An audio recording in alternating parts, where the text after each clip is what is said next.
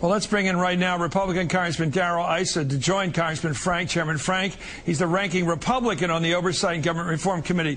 Congressman Issa, I'm looking at these numbers. I'm looking at the actual budget figures for FY09. That's the current fiscal year, which ends at the end of September. The numbers are pretty powerful. Almost $2 trillion in receipts this current fiscal year under the new plan.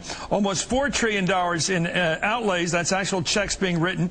And a deficit approaching $2 trillion, 1.75.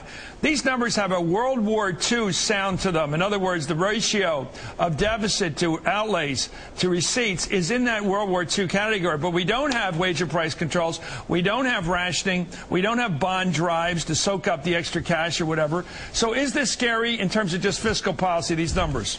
Or not?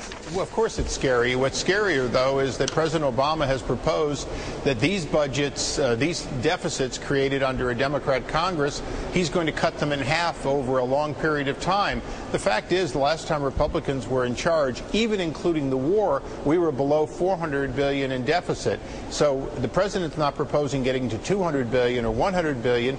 He's talking about getting below $1 trillion over the next few years after we double the size of the debt.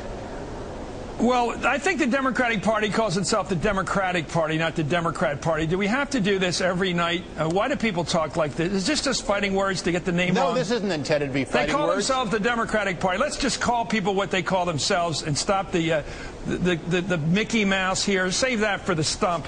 Seriously. Now, let's get to the issue here. Seriously, we got a fiscal challenge. I want to get back to Congressman Frank and to some English here.